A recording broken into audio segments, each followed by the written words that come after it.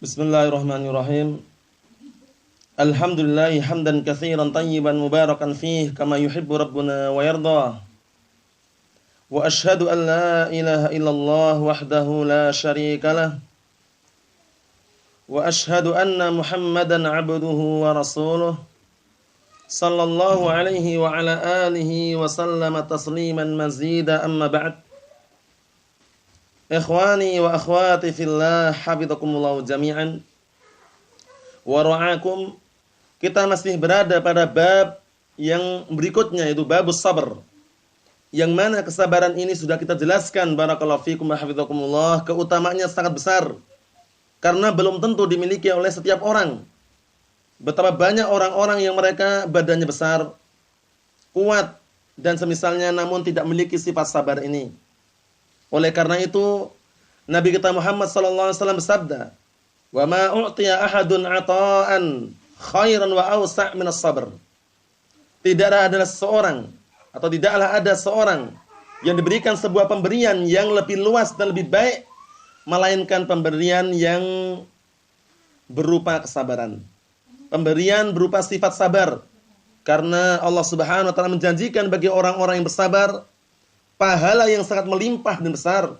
Sebagaimana firman Allah Subhanahu wa taala, "Innama yuwaffas sabiruna ajrahum bighairi hisab." Hanya saja orang-orang yang bersabar, mereka akan disempurnakan ganjaran atau pahala mereka tanpa dihitung-hitung. Dalam artian banyak sekali. Nah, barakallahu fikum, tanpa disangka-sangka. Pahala yang sangat besar bagi orang-orang yang bersabar. Karena sabar itu adalah kunci pertolongan. Sebagaimana sabda Nabi kita Muhammad sallallahu alaihi wasallam, "In wa'lam anna an-nasra ma'as sabr." Ketahuilah bahwasanya pertolongan bersama orang-orang yang bersabar. Nah, barakallahu fikum. Wasta'inu bis-sabri was-shalah. Mintalah pertolongan kepada Allah Subhanahu wa taala untuk senantiasa continue dan istiqamah di atas agama Islam ini dengan bersabar dan juga menegakkan salat. Nah, barakallahu fikum. Sekarang kita akan masuki hadis yang berikutnya. Hadis yang nomor 4 dari bab sabar ini, perhatikan. Hadis yang keempat dari bab sabar ini adalah hadisnya Abu Sa'id Al-Khudri. Hadis yang keempat dari bab sabar. Hadisnya siapa? Hadisnya Abu Sa'id Al-Khudri. Nama beliau adalah Sa'ad bin Malik bin Sinan. Nama beliau Sa'ad. Sa'ad bin Malik bin Sinan. Itu namanya Abu Sa'id Al-Khudri. Yang seperti ini upayakan dihafal dan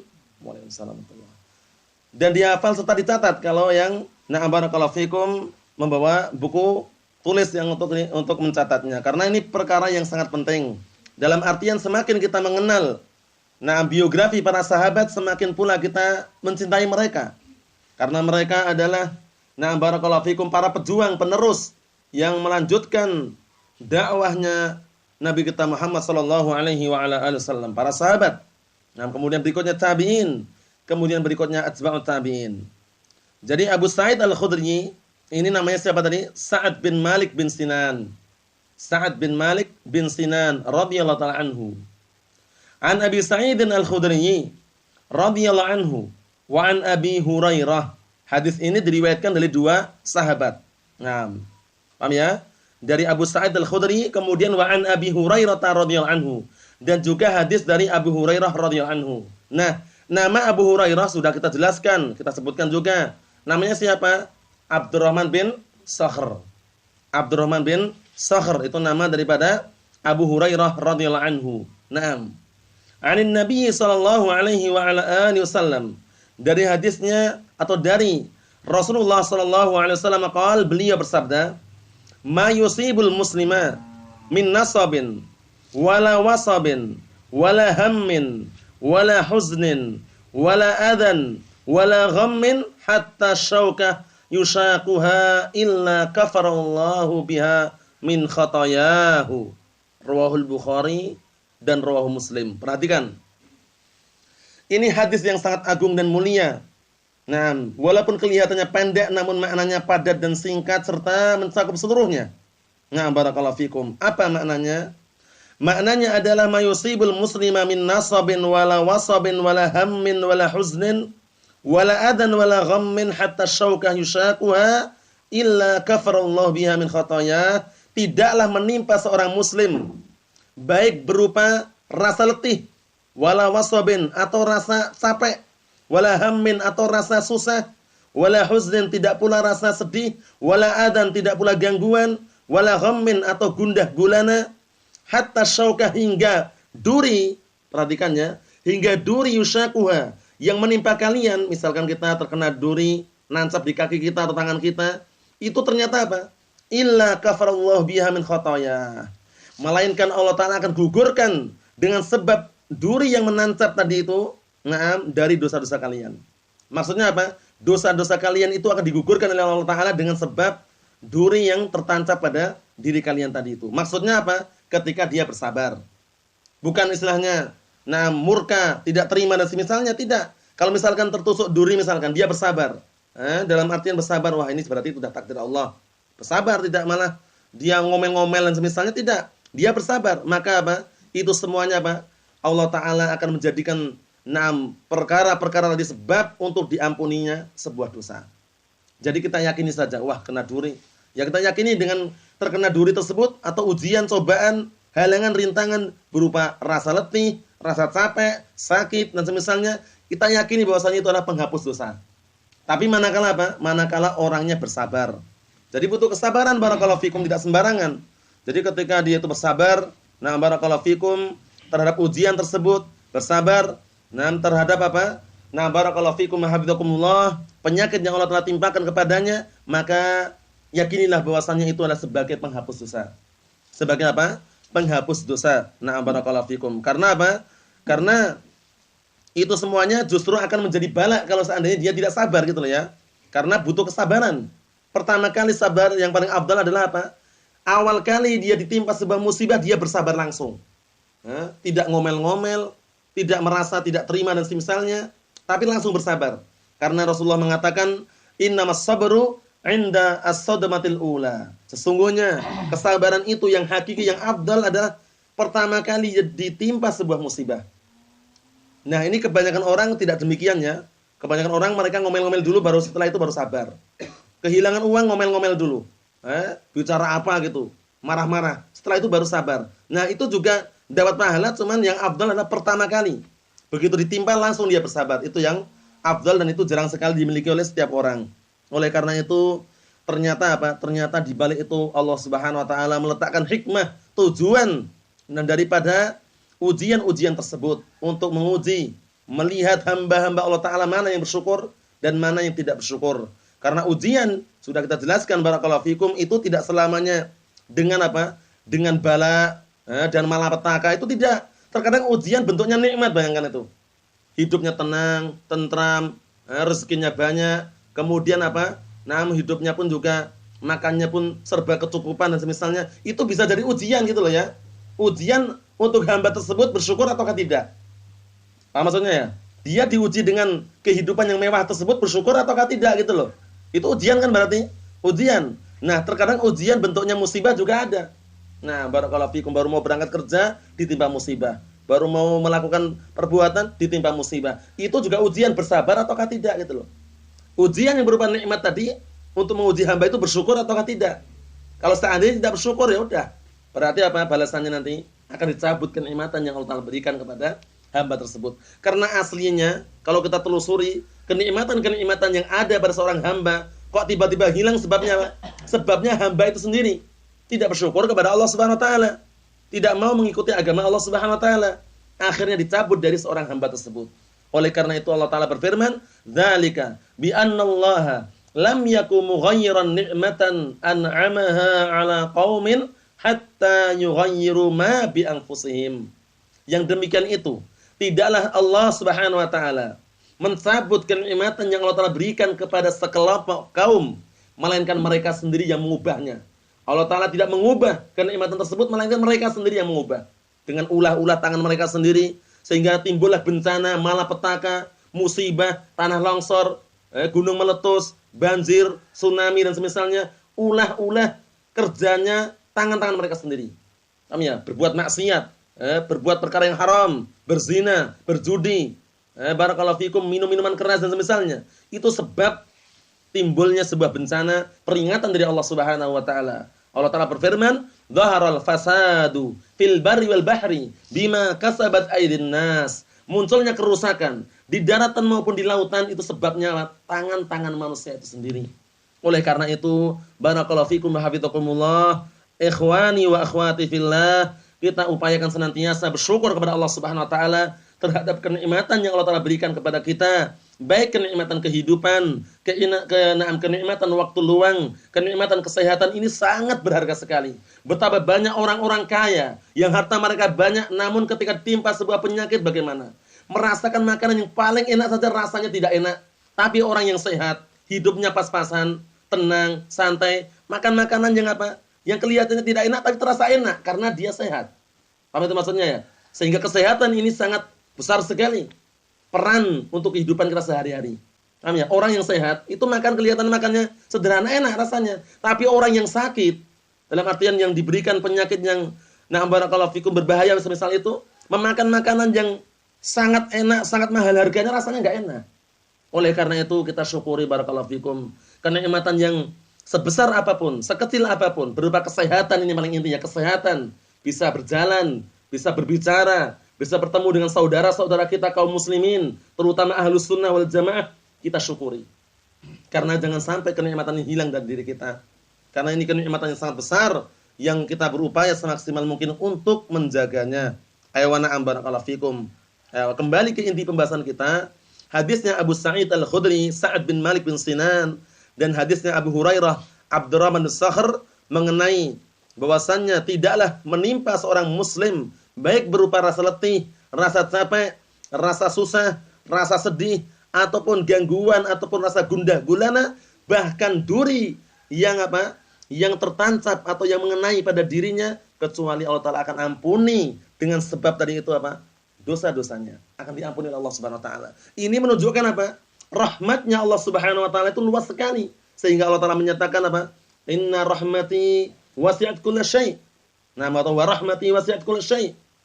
Dan rahmatku, kasih sayangku meliputi pada segala sesuatu. Jadi kasih sayang Allah Subhanahu wa taala luas sekali.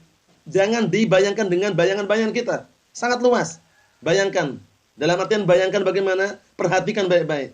Bagaimana kita sejak dulu kecil sampai besar, sampai bahkan tua dan semisalnya, siapa yang memberikan makan, siapa yang memberikan minum, siapa yang memberikan udara untuk kita bernafas. Barakallahu fikum, kalau bukan Allah Subhanahu wa taala, kenikmatan yang sangat besar sekali. Kita syukuri barakallahu fikum. Naam. Sehingga ini merupakan rahmat Allah Subhanahu wa taala. Allah Taala mengampuni semua dosa kecuali dosa syirik. Dan dosa syirik itu pun diampuni manakala dia bertaubat sebelum meninggalnya. Paham itu ya? Allah Taala berfirman, "Qul ya ibadiyalladzina asrafu ala anfusihim la taqnatu min rahmatillah innallaha yaghfirudz dzunuba jami'an." Katakanlah kepada hamba-hambaku, yang mereka melampaui batas, yang mereka barakallahu fikum wa hafizakumullah, melampaui batas terhadap diri mereka. La taqnatu min rahmatillah. Jangan kalian putus asa dengan kasih sayang Allah Subhanahu wa taala. Maksudnya kalian jangan khawatir gitu loh.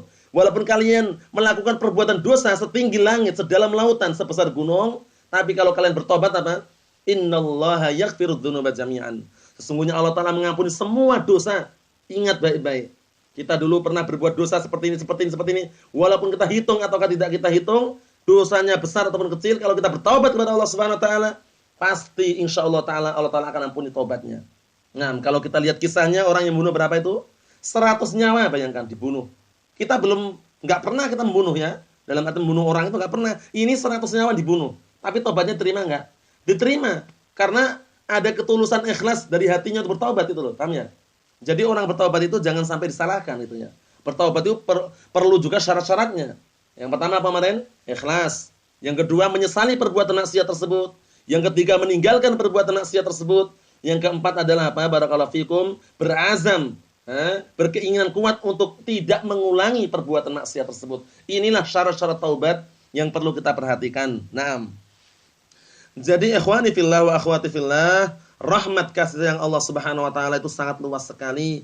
tidak bisa kita hitung dengan ungkapan-ungkapan, tidak bisa kita ungkapkan dengan kata-kata. Semakin kita berupaya menghitung nikmat Allah Subhanahu wa taala, semakin kita berupaya melantunkan kata-kata syukur untuk Allah Subhanahu wa taala, semakin tidak mampu menghitungnya. Karena Allah taala berfirman, "Wa in ta'uddu nikmatallahi la tuhsuha," kata Allah taala. Jika kalian berupaya, berusaha untuk menghitung-hitung nikmat Allah taala, niscaya kalian tidak akan mampu menghitungnya. Kenapa demikian barakallahu fikum? Karena sangat besar sekali nikmatnya Allah taala.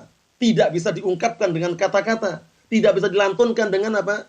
Dengan lantunan-lantunan walaupun seindah apapun lantunannya. Paham itu ya? Ini menunjukkan bahwasannya perlu kita memperhatikan, mengoreksi diri kita, apakah kita termasuk orang-orang yang akan Allah taala selamatkan ataukah bukan? Oleh karena itu kita senantiasa beramal sesuai dengan apa yang Allah taala syariatkan. Sehingga waktu itu dari kalangan para sahabat setelah mendengar sabda Nabi kita Muhammad SAW bahwasanya masing-masing orang itu akan ditentukan tempatnya. Si fulan penduduk neraka, si fulan penduduk surga. Kemudian sebagian para sahabat ingin pasrah dengan ketentuan tersebut. Ya Rasulullah, apakah boleh kita pasrah? Ujung-ujungnya juga ditentukan, ini walaupun beramal setinggi langit, ujung-ujungnya neraka juga. Ini walaupun tidak beramal tapi ujung-ujungnya juga surga. Itu semua sudah ditetapkan misalkan, kata mereka. Kemudian Rasulullah mengatakan, "I'malu," beramalah kalian, fakullun muyassarun lima khuliqalah. Beramalah kalian, masing-masing orang itu akan dipermudah dengan apa yang Allah tetapkan. Kalau dia termasuk orang-orang yang bahagia, Allah telah mudahkan untuk beramal amalan orang-orang yang bahagia.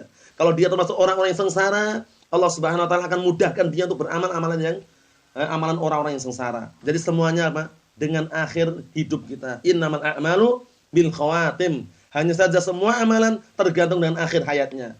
Tapi tidak boleh pasrah dengan ketentuan tersebut. Dalam artian bagaimana? Kita tetap berupaya beramal. Amalan-amalan saleh, amalan-amalan ketaatan yang bisa menyelamatkan diri kita nanti di akhirat. Perlu berhati-hati seperti itu. Na'am barakallahu fikum. Itu mengenai kesabaran. Karena sudah kita jelaskan bahwasanya kesabaran itu adalah nikmat yang tersendiri, karunia tersendiri, tidak dimiliki oleh setiap orang. Sudah kita jelaskan tidak dimiliki oleh setiap orang. Betapa banyak orang-orang yang mereka kaya raya, hartanya banyak, kemudian kuat, dan semisalnya tapi tidak memiliki sifat sabar. Rusak rumah tangganya, rusak kekeluargaannya, rusak dengan masyarakatnya, karena tidak memiliki rasa sabar. Coba bayangkan kalau mereka itu bersabar terhadap ujian, halangan, rintangan, hambatan. Insya Allah Ta'ala bukakan pintu kemudahan semua yang dia inginkan. Karena kesabaran itu merupakan ketakwaan kepada Allah Subhanahu wa taala. Sedangkan Allah Ta'ala berfirman, "Wa may yattaqillaha yaj'al lahu makhraja wa yarzuqhu min haitsu la yahtasib." Barang siapa yang bertakwa kepada Allah Subhanahu wa taala, niscaya Allah Ta'ala akan jadikan bagi dia jalan keluar. Bayangkan. Solusinya akan diberikan bagi siapa? Orang yang bertakwa. Paham ya? Dan Allah Ta'ala akan apa? Wa yarzuqhu min haitsu la yahtasib. Dan Allah Ta'ala akan apa? Akan berikan rizki kepada dia dari arah yang tidak disangka-sangka.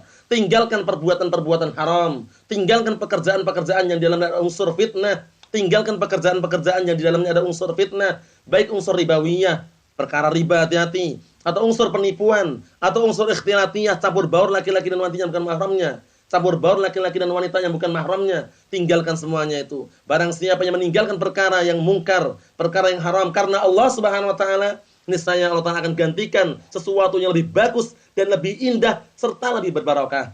Rasulullah bersabda, "Man taraka syai'an lillah." Man taraka syai'an lillah atau man taraka syai'an lillah atau ma taraka ahadun syai'an lillah illa awadahu Allahu khairan minhu. Tidaklah seorang itu meninggalkan sesuatu karena Allah Ta'ala, melainkan Allah Ta'ala akan gantikan bagi dia sesuatu yang lebih bagus daripada yang dia tinggalkan. Dan ini kita rasakan. Kalau kita misalkan kerja di tempat-tempat yang haram, kerja di bank misalkan, walaupun jadi sekretarisnya, kena laknat. Kerja di bank walaupun menjadi tukang apa? Tukang parkirnya hati-hati. Paham ya?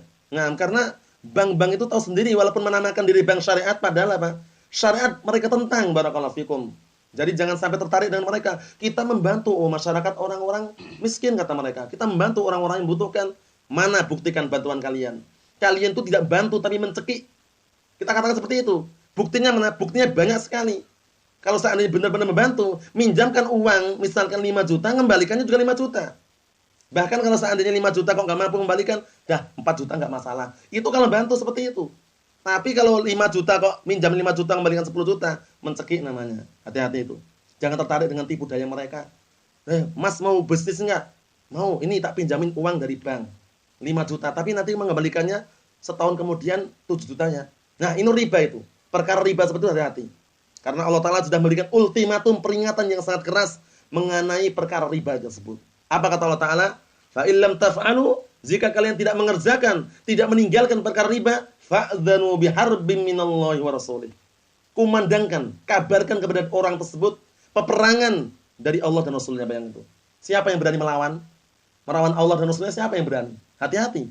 Kalau sudah timbul peperangan dari Allah dan Rasulnya untuk orang-orang yang pemakan harta riba, berkecimpung bisnis dengan ribawiyah, hati-hati. Jadi kami sarankan sekali lagi, sebanyak apa uang yang kita miliki, jangan disimpan di bank. Nah, itu nasihatnya. Simpan di rumah. Kalau tidak mampu menyimpan, dibelikan apa? Dibelikan emas batangan. Kalau tidak mampu lagi, dibelikan tanah. Paham ya? Jangan sampai disimpan di bank. Itu kami sarankan sekali lagi. Karena berbahaya sekali praktek ribawiyah yang di dalamnya itu. La'anallahu akilar riba wa mukilah. Rasulullah melaknat, mendoakan laknat kepada orang-orang yang apa? Yang memakan harta riba dan yang memberi makan dari harta riba. Kemudian apa? Wa syahidah wa katibah. Yang melakukan transaksi tadi, yang menyaksikan transaksi sebagai apa? Perantara, itu juga kena laknat. Sekretarisnya yang mencatat itu juga kena laknat, bayangkan. Padahal laknat itu kalau bersumber dari Allah SWT, apa maknanya kemarin? At-tardu wal ibtiadu min rahmatillah. Maknanya adalah pengusiran dan penjauhan dari rahmat Allah Subhanahu wa taala. Hati-hati, barakallahu fikum. Itu masih sambungan daripada perkara sabar. Semuanya sabar. Punya uang banyak, bersyukur dan bersabar untuk menyimpan, disimpan sendiri. Paham ya? Disimpan di tempat saudara kita enggak masalah selama tidak ada unsur ribawiyah. Apa maksudnya itu ya? Kemudian bersabar ketika ditimpa sebuah musibah, kebutuhan yang sangat, kemiskinan, kefakiran, di balik itu ada hikmah yang sangat besar sekali. Nah, barakallahu fikum. Jadi jangan sampai kita merasa minder, wah kita orang miskin, kita orang fakir. Jangan khawatir. Nanti yang masuk surga pertama kali itu jarak antara orang-orang miskin, orang fakir dengan orang kaya itu lebih apa? Jauh sekali jaraknya. Lebih duluan orang fakir dan miskin daripada orang kaya. Paham itu ya? Nah, itu hukum asalnya. Paham itu ya? Oleh karena itu jangan sampai kita merasa minder dan semisalnya, yang kaya bersyukur, yang miskin pun bersabar. Paham ya? Semuanya itu diukur dengan ketakwaan kepada Allah Subhanahu wa taala, yang mana Allah Taala berfirman, "Inna akramakum indallahi atqakum." Sesungguhnya orang yang paling mulia di sisi Allah Subhanahu wa taala adalah orang-orang yang bertakwa di antara kalian. Bukan banyak hartanya, bukan paling besar kekuatannya, bukan tinggi jabatannya, bukan tinggi gelar atau titelnya, bukan. Nah, kita tidak mencari titel, tidak mencari gelar, baik gelar yang di depan maupun yang di belakang. Yang di depan seperti misalkan doktor atau misalkan dokter Andes dan semisalnya, yang di belakang mungkin MA, LC dan semisalnya, kita tidak mencari itu semuanya. Itu semuanya kembali ke dunia semuanya. Yang kita cari adalah keridhaan Allah Subhanahu wa taala, yang mana keridhaan Allah taala itu dimanapun kita cari, insya Allah kita akan mendapatkannya. Karena kalau keridhaan manusia, pasti kita tidak akan bisa meraihnya. Sebagaimana ungkapan sebagian para ulama, ridwan nas ghayatun la tudrak. Ridha manusia itu adalah sebuah puncak yang tidak bisa diraih. Betapa banyak orang-orang yang sudah melakukan perbuatan maksiat demi atasannya, tapi atasannya enggak ridha juga. Kamu kalau mau masuk kerja, jenggotnya dicukur. Setelah dicukur masuk kerja, ternyata setelah itu ada lagi. Kamu kalau mau ikut kerja, celananya jangan cingkrang, celananya harus dipanjangkan. Akhirnya dipanjangkan. Sudah nyukur jenggot, celananya dipanjangkan. Ada lagi, kamu kalau mau ikut kerja, jangan ngaji Ahlussunnah. Akhirnya keluar semuanya. Gara-gara apa? Mencari keridhaan manusia. Gak akan dapat. Paham ya? Tapi kalau yang kita cari adalah ridho Allah Subhanahu wa taala, kuncinya mudah sekali. Apa itu? Beriman kepada Allah Subhanahu wa taala dan bertakwa kepada Allah Subhanahu wa taala dan beramal amalan saleh. Itu kuncinya. Nah, walaupun berat tapi bisa diupayakan. Karena Allah Taala berfirman, "Na'am innal ladzina amanu wa 'amilus shalihat ulaika hum khairul bariyah." Sesungguhnya orang-orang yang beriman dan orang-orang yang beramal amalan saleh, ulaika hum khairul bariyah. Mereka adalah sebaik-baik manusia. Jazaohum 'inda rabbihim jannatu 'adnin tajri min tahtihal anhar khalidina fiha abada radhiyallahu anhum wa radu'an. Syahidnya nih. Radhiyallahu anhum wa radu'an. Allah Ta'ala ridha terhadap mereka dan mereka pun ridha terhadap Allah Subhanahu wa taala. Jadi kita semuanya ikhwani wa akhwati fillah, laki-laki maupun wanita, besar, kecil, tua, muda, semuanya berupaya untuk mencari keridhaan Allah Subhanahu wa taala. Jangan sekali-kali mengharapkan ridha manusia. Jangan sekali-kali mencari ridha manusia, karena ridha manusia adalah ghayatun la tudrak, sebuah puncak yang tidak bisa diraih. Betapa banyak orang-orang yang mereka berjatuhan karena mengharapkan mencari ridha manusia. Tapi kalau yang kita cari ridha Allah Subhanahu wa taala, insyaallah kita akan mendapatkannya, dan itulah yang kita cari. Barakallahu fikum. Naam. Karena ridha manusia itu sudah kita jelaskan, semakin kita berambisi mengikuti ridha manusia, mencari ridha manusia, semakin kita tidak akan mendapatkannya. Karena pada asalnya hawa nafsu manusia itu hukum asalnya memerintahkan perkara yang jelek. Nah, barakallahu fikum, inna nafsa la amaratun bisu. Sesungguhnya jiwa manusia itu pada asalnya senantiasa memerintahkan perkara-perkara yang jelek. Oleh karena itu, kita berupaya semaksimal mungkin menjaga diri kita, menjaga harga diri kita, menjaga jiwa kita, agar tidak barakallahu fikum terjerumus pada perkara-perkara maksiat, perkara-perkara yang haram, perkara-perkara barakallahu fikum kebid'ahan, mungkar, kesyirikan dan semisalnya, karena kita tidak maksum dari kesalahan. Kita manusia biasa, terkadang salah, terkadang benar, tapi upayakan jangan sampai kita sengaja berbuat kesalahan. Barakallahu fikum, tapi berupaya untuk menghindari, berupaya untuk menghindarkan diri, berupaya untuk tidak terjerumus pada kesalahan tersebut. Karena yang namanya tidak maksum, mau tidak mau pasti kesalahan itu ada. Sebagaimana firman Allah Subhanahu wa taala dalam hadis qudsi, Allah Taala menyatakan, "Ya ibadi, innakum tukhti'una bil-laili wan-nahar wa ana aghfirudz dzunuba jami'an fastaghfiruni aghfir lakum." Wahai hamba-hambaku, kata Allah Taala, perhatikan, wahai hamba-hambaku, sesungguhnya kalian tuh berbuat kesalahan siang dan malam. Cuman kita tidak terasa. Terkadang kesalahan yang mana ya kita berbuat? Kita nggak terasa. Naam, kesalahan itu tidak harus kelihatan nampak gitu. Kesalahan bisa kesalahan dalam berucap, kesalahan dalam berpikir, kesalahan dalam berangan-angan, itu juga ada kesalahan di situ. Sehingga Allah Ta'ala mengatakan apa? Wahai hamba-hambaku, sesungguhnya kalian berbuat kesalahan siang dan malam, dan aku adalah Zat yang mengampuni semua dosa. Minta ampunlah kalian kepadaku, niscaya aku akan ampuni kalian. Nas'alullaha as-salamata wal afiyah fid dunya wal akhirah, wa nas'alullaha an yujannibana 'anil fitan ma dhahara minha wa ma batan, innahu waliyyu dzalik wal qadiru alaih. Cukup sekian dulu yang sampaikan. Semoga nasihat yang singkat dan padat ini bisa menjadikan renungan bagi kita semuanya, dan semoga kita termasuk orang-orang yang bisa memperbaiki diri-diri kita untuk kehidupan yang akan datang, yaitu kehidupan hakiki, kehidupan kekal, yaitu kehidupan akhirat. Barakallahu fikum wa hafizakumullah. Subhanaka Allahumma wa bihamdik, asyhadu an la ilaha illa anta, astaghfiruka wa atubu ilaik. Walhamdulillahirabbil alamin.